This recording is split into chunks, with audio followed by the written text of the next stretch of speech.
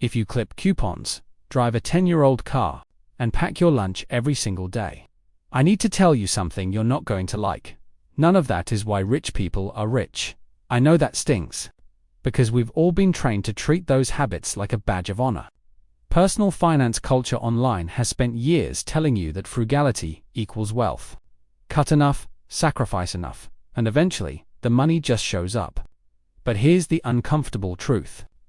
A huge percentage of what gets called frugal online is actually just broke people behavior wearing a nicer name. It feels responsible. It feels disciplined. And it keeps people stuck for decades. Real frugality. The kind that quietly, invisibly, makes people wealthy while nobody's watching. Looks almost nothing like what you've been taught to praise. It's not about how little you spend. It's about where the money you're not spending actually goes. Today, I'm breaking down 9 of these habits.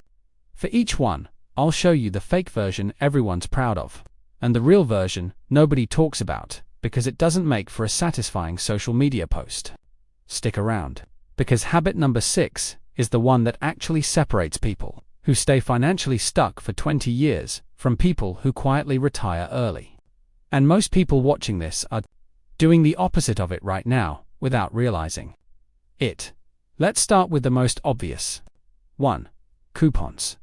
The fake frugal version is spending 20 minutes clipping coupons and cross-referencing sale flyers to save $4 on a box of cereal. The real frugal version is never even looking at the cereal aisle that closely, because your grocery budget was already fixed as a percentage of your income before you walked into the store.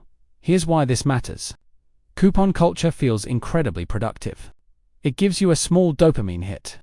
I saved money, I'm being smart with my finances. But it keeps your attention locked on tiny, individual transactions instead of the one number that actually determines whether you build wealth. How much of your total income you keep every single month. Think about it this way. If you save $4 on cereal, but your overall spending as a percentage of income never changes, you haven't moved the needle at all.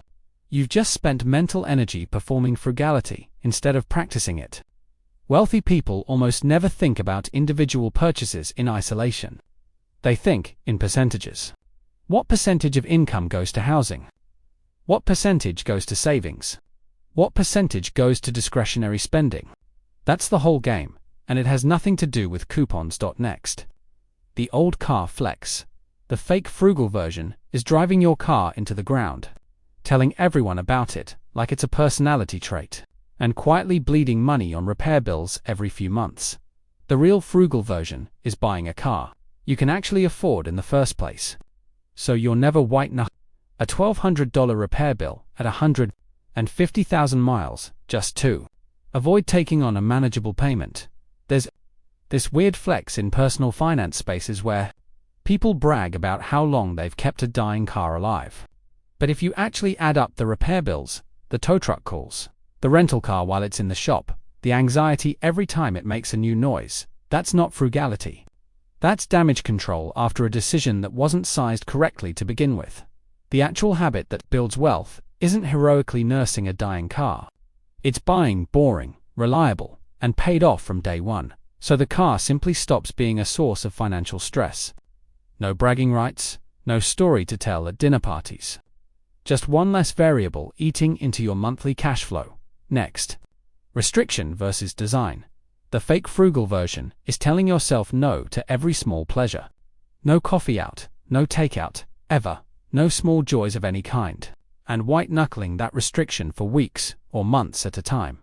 The real frugal version is designing a spending plan with built-in room for the things you actually enjoy, so you never have to rely on raw willpower at all.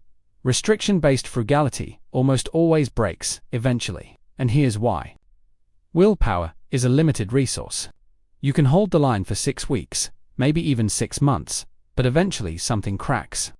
You have a bad week, you feel deprived, and you blow through $100 in a single weekend because you were never actually solving the underlying problem in the first place. You were just gritting your teeth and hoping it would be enough. Quiet, lasting wealth comes from systems, not self-control. A properly designed budget already has a category for the coffee, the occasional dinner out, the small joys, because the plan accounted for being human. People who build it this way never feel like they're being good. They just live inside a structure that already works, so there's nothing to resist. Next. Chasing the discount.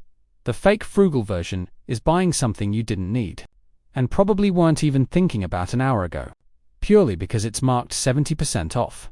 The real frugal version is not buying it at all, because the real discount, the only one that actually counts, is the money that stays in your account. Sales are engineered to trigger urgency, not savings.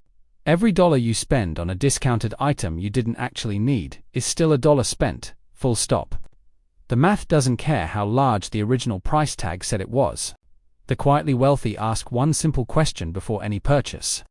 Would I still want this at full price today, with no sale attached? If the honest answer is no, the discount is irrelevant, and the purchase doesn't happen. This one sounds obvious when you hear it out loud, but almost nobody actually applies it in the moment. Because retailers have gotten extremely good at making 70% off feel like an emergency instead of a marketing tactic. Next.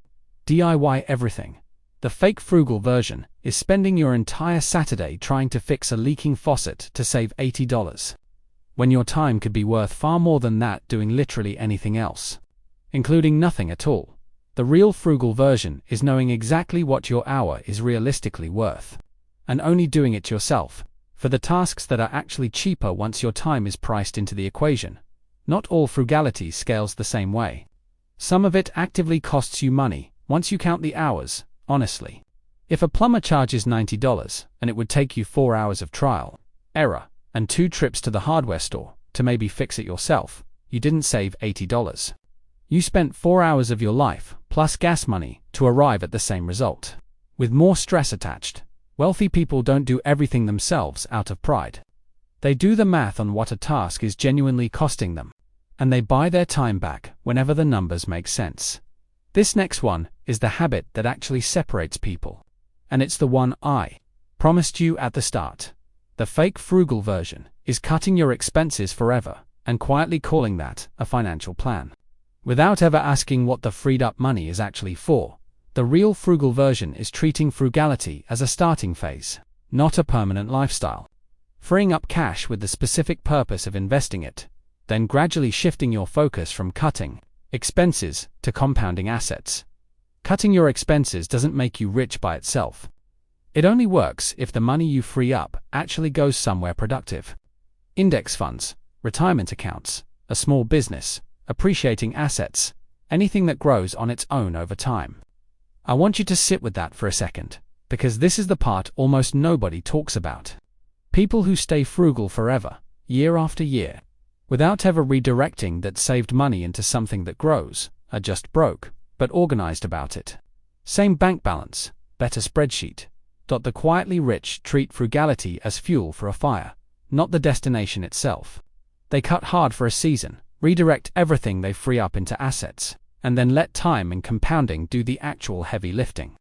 Eventually, the investments generate more than the cutting ever could.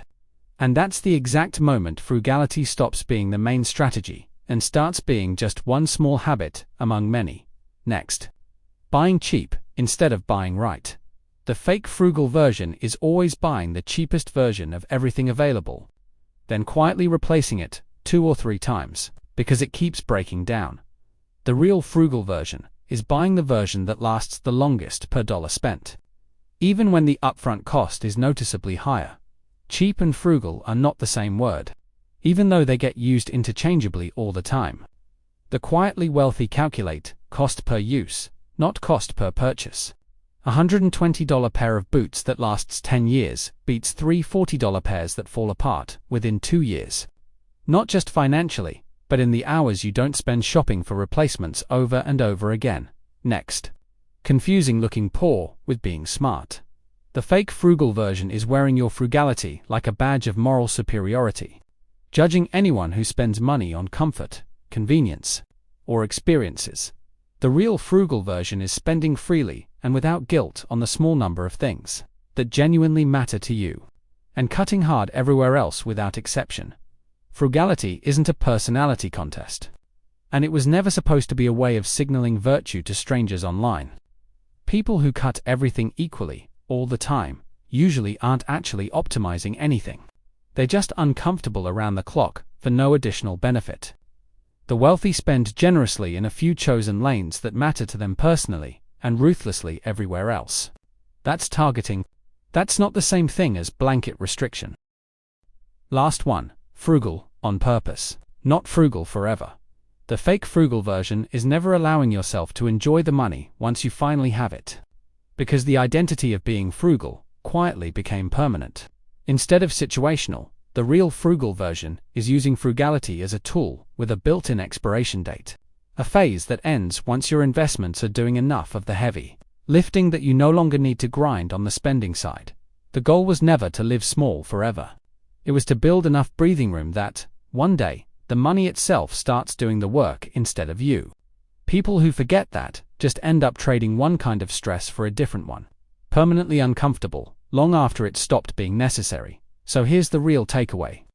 Frugal habits, by themselves, don't make you rich. Frugal habits that are pointed at something specific, investing, buying back your time, building real assets. That's what actually makes you rich. Everything else is just discomfort with extra steps. If you caught yourself in 2 or 3 of these, that's not a bad sign. That's just where you start redirecting from here. Drop a comment with which one hit hardest for you, and subscribe if you want more breakdowns like this every week.